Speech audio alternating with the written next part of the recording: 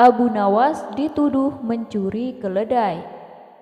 Yang namanya hidup bertetangga, pastilah ada tetangga yang suka dengan kita, ada pula yang tidak.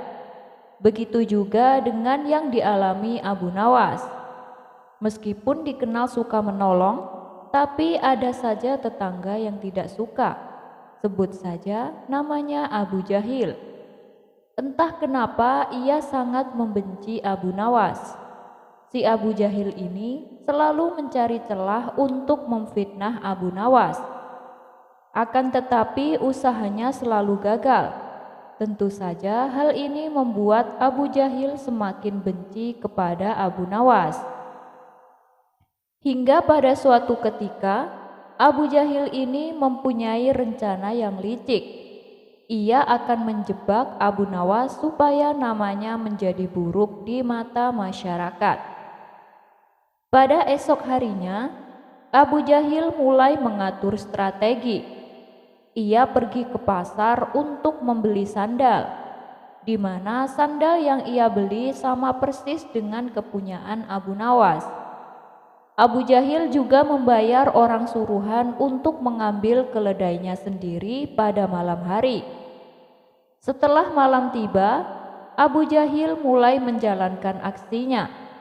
Ia sengaja menaruh keledainya di depan rumah, dan ia juga menaruh sandal yang sama persis dengan sandal Abu Nawas di halaman rumahnya. Tidak lama kemudian, datanglah orang bayaran Abu Jahil untuk mengambil keledai di depan rumahnya. Setelah orang bayarannya sudah benar-benar menghilang, Abu Jahil mendadak berteriak, "Maling, maling! Keledai saya dicuri maling!" Teriak Abu Jahil berlagak panik. Sontak teriakan Abu Jahil ini mengundang para tetangganya. Mereka lalu berduyun-duyun mendatangi rumah Abu Jahil. "Ada apa Abu Jahil?" tanya salah satu tetangganya. "Keledai saya dicuri maling, tapi malingnya sempat saya pergoki," jawab Abu Jahil. "Kamu berhasil mengenali wajahnya Abu Jahil?" tanya tetangganya yang lain. "Tidak sih, karena waktu saya pergoki, malingnya langsung panik dan lari terbirit-birit sampai ia meninggalkan sandalnya," kata Abu Jahil sambil menunjukkan sandal di halamannya. "Loh, ini kok seperti sandal Abu Nawas? Tapi masa iya sih Abu Nawas mencuri keledaimu?" ujar tetangganya tak percaya. "Ya namanya orang lagi khilaf, apapun pasti dilakukannya. Apalagi sekarang Abu Nawas sudah lama tidak diberi hadiah Baginda Raja. Pastinya dia tidak punya uang lagi untuk beli makanan," ucap Abu Jahil memprovokasi.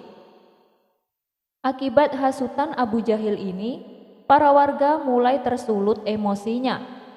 Abu Nawas yang sedang asyik tidur di rumahnya langsung dipaksa dan diarak warga menuju istana. "Ada apa ini? Apa yang kalian lakukan?"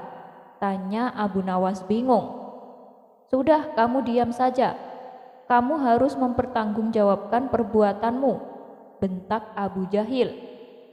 Dalam hati Abu Jahil berkata, "Kali ini aku pasti berhasil menjebakmu Abu Nawas."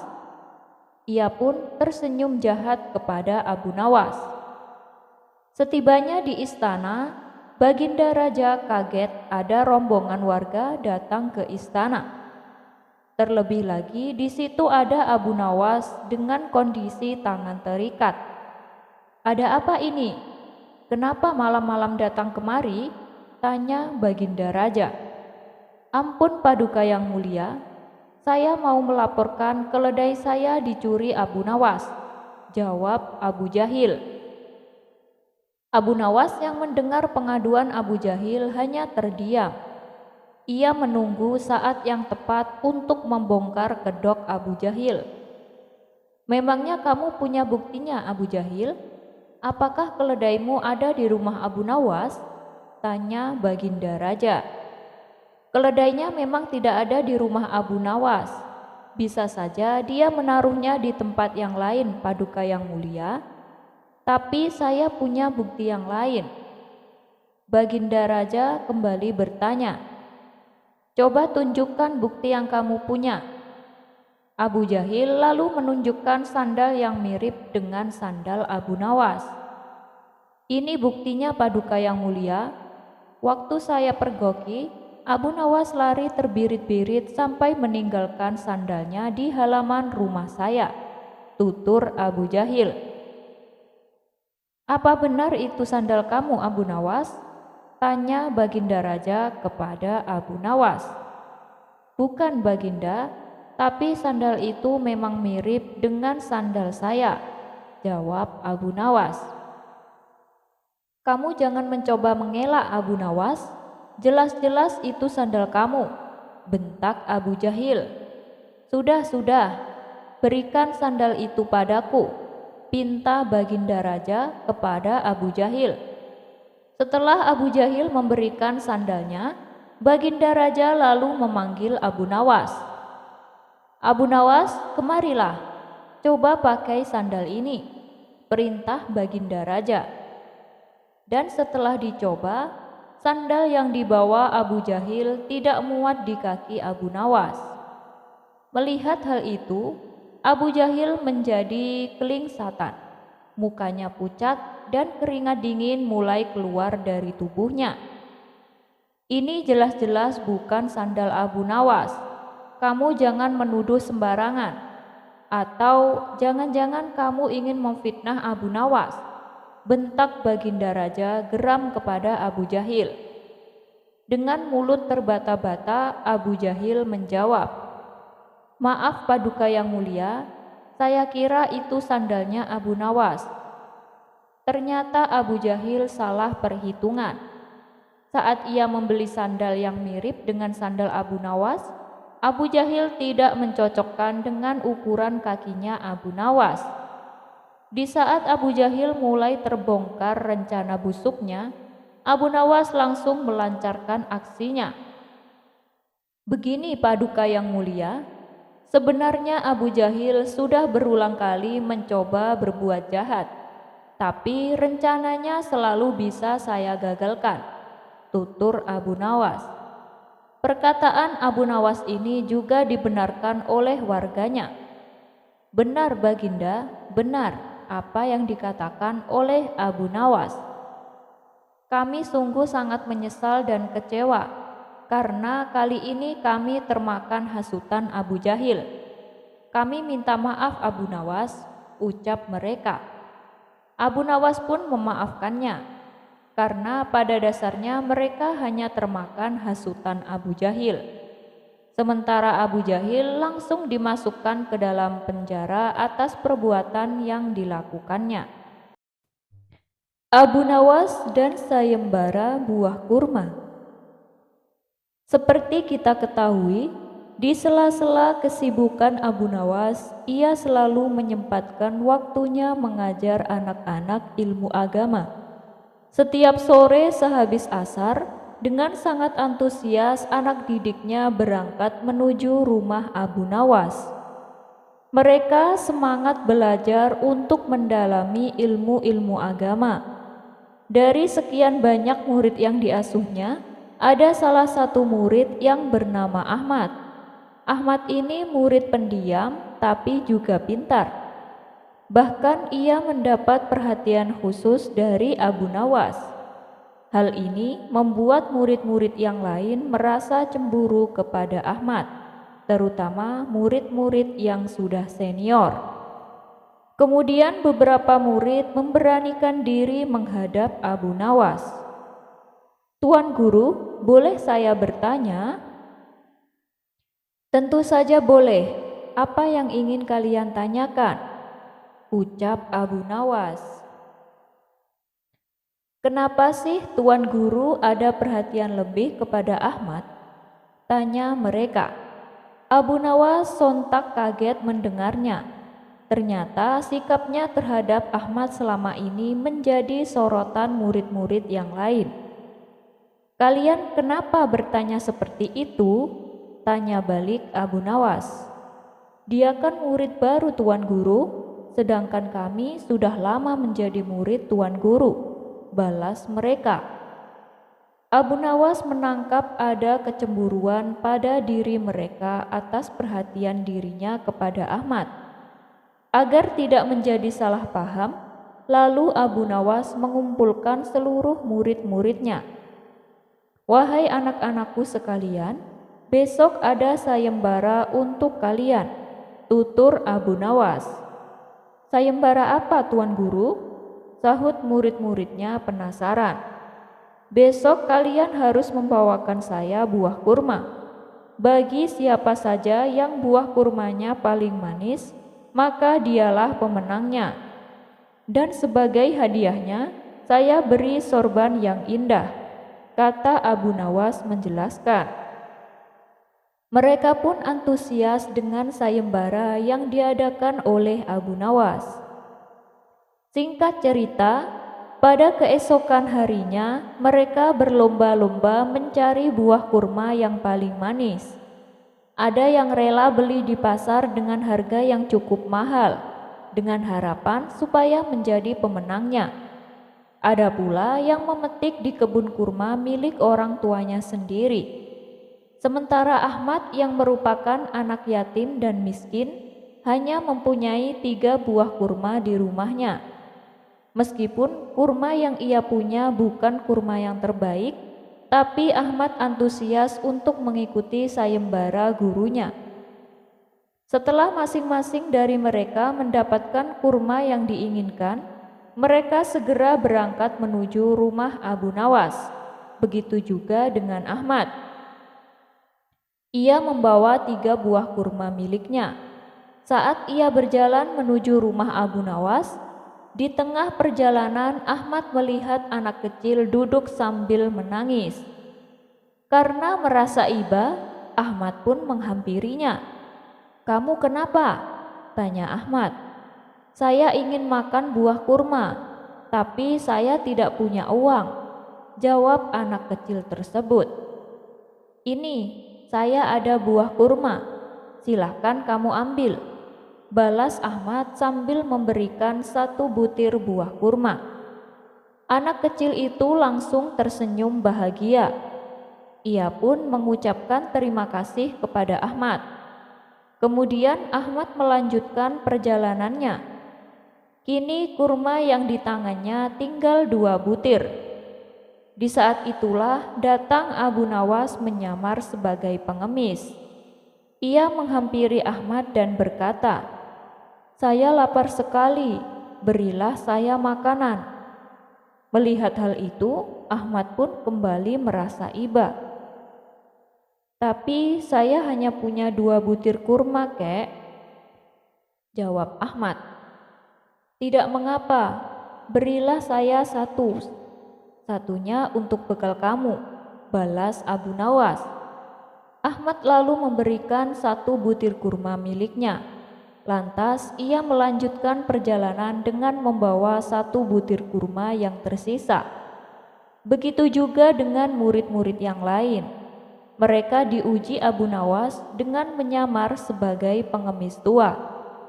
Tapi tak ada satupun dari mereka yang rela memberikan kurmanya.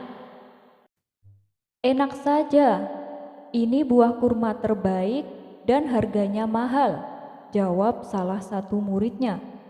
"Bukankah buah kurma yang kamu bawa itu banyak? Berilah saya 1 saja," pinta Abu Nawas. "Tidak bisa, ini kurma mau buat sayembara dan saya harus memenangkannya," balas si murid. Kemudian murid tersebut meninggalkan pengemis tersebut, yang sebenarnya adalah Abu Nawas, gurunya sendiri. Setelah murid-muridnya sampai di rumah Abu Nawas, masing-masing dari mereka membanggakan kurma yang dibawanya. "Aku pasti pemenangnya, karena kurma yang aku bawa rasanya manis sekali," ujar salah satu murid. "Belum tentu, pastilah aku yang menang, sebab kurma yang aku bawa bukan hanya manis, tapi jumlahnya lebih banyak dari yang kamu bawa," timpal murid lainnya. Tidak berapa lama, datanglah Ahmad dengan membawa sebutir buah kurma. Melihat buah kurma yang dibawa Ahmad, teman-temannya ini menertawakannya. Kurma jelek begitu dibawa kemari. Udah gitu jumlahnya cuma satu, celetuk salah satu temannya. Mereka pun kembali tertawa terpingkal-pingkal. Sikap teman-temannya ini membuat Ahmad menjadi minder.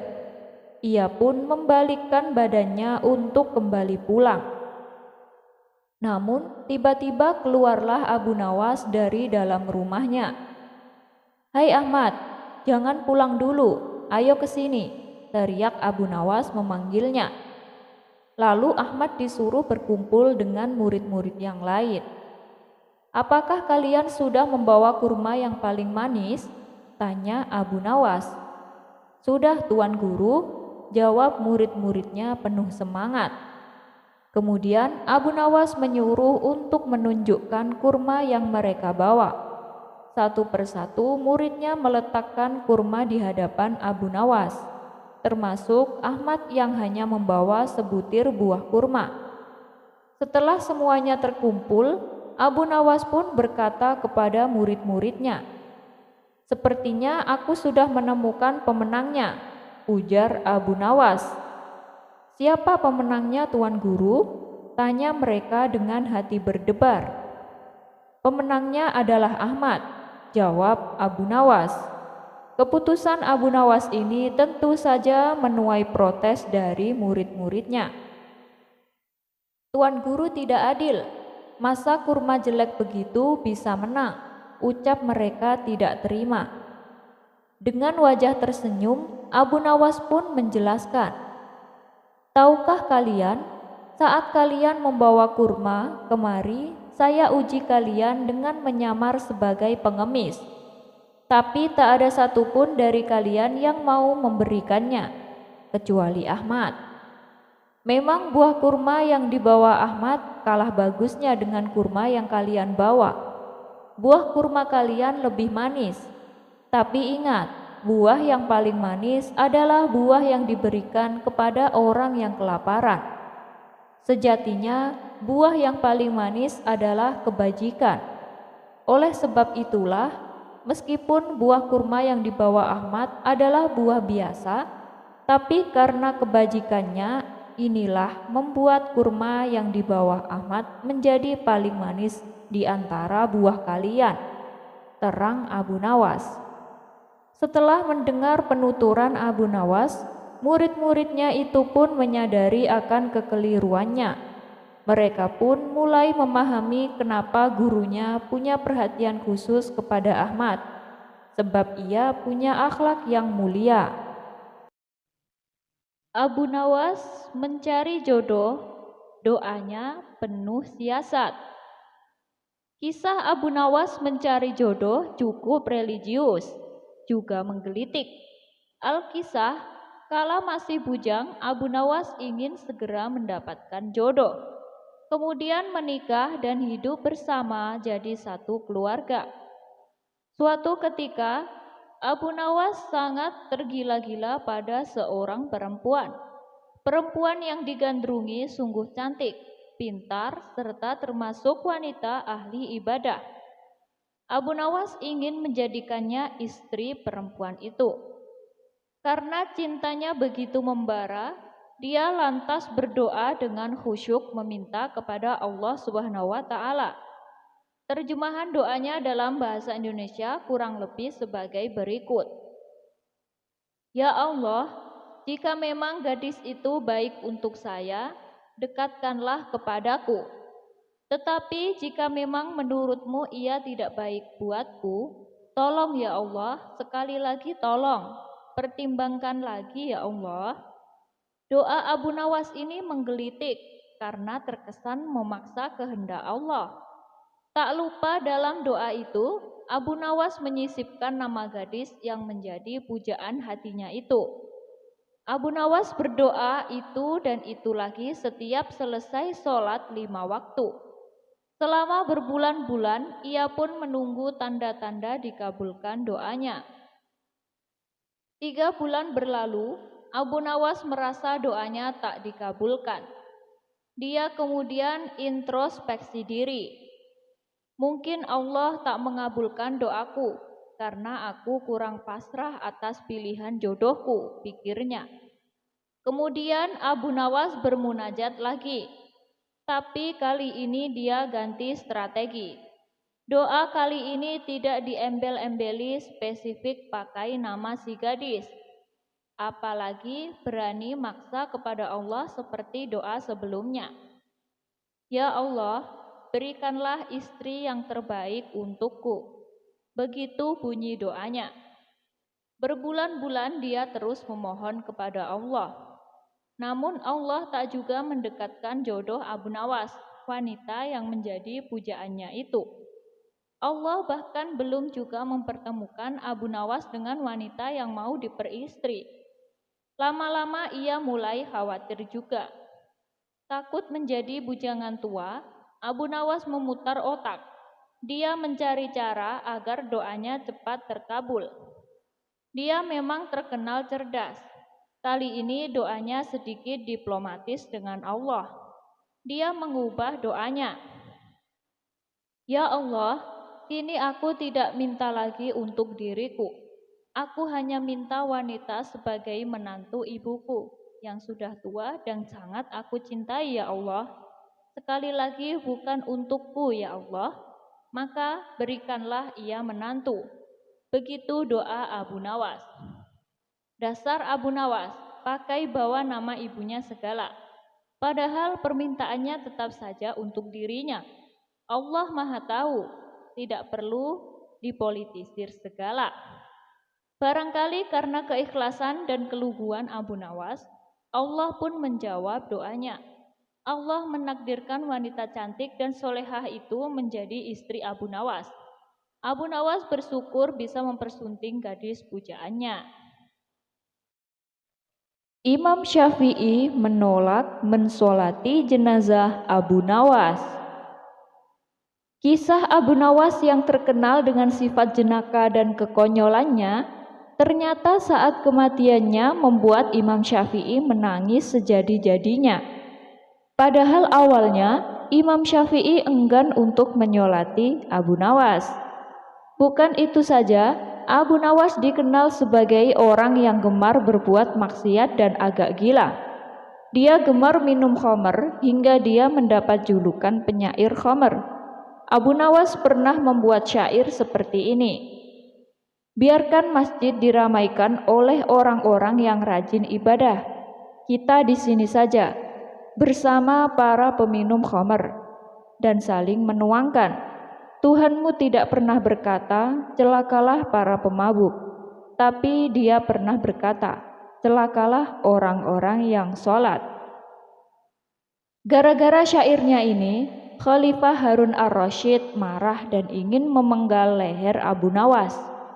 Tapi ada orang yang mengatakan kepada Khalifah Harun ar-Rasyid, wahai Amirul Mukminin, para penyair mengatakan apa-apa yang tidak mereka lakukan.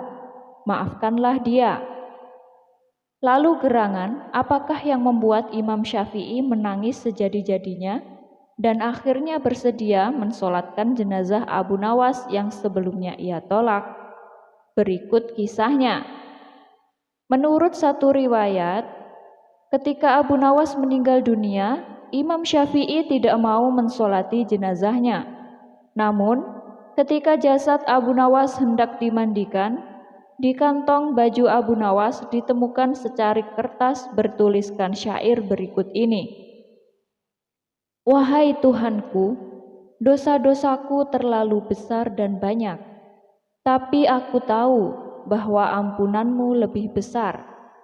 Jika hanya orang baik yang boleh berharap kepadamu, kepada siapa pelaku maksiat akan berlindung dan memohon ampunan? Aku berdoa kepadamu seperti yang kau perintahkan, dengan segala kerendahan dan kehinaanku. Jika kau tampik tanganku, lantas siapa yang memiliki kasih sayang? Hanya harapan yang ada padaku ketika aku berhubungan denganmu. dan keindahan ampunan-Mu, dan aku pasrah setelah ini." Setelah membaca syair tersebut, Imam Syafi'i menangis sejadi-jadinya. Dia pun bergegas langsung mensolati jenazah Abu Nawas bersama orang-orang yang hadir.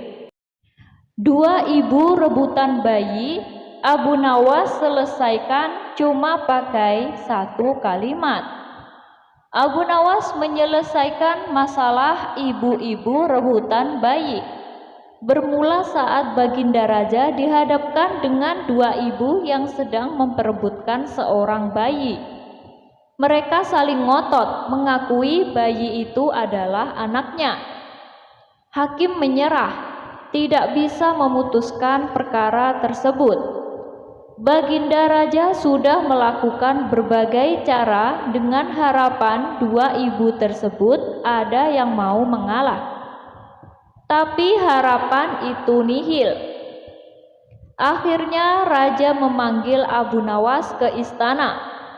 Sosok humoris itu sudah mengetahui duduk permasalahannya.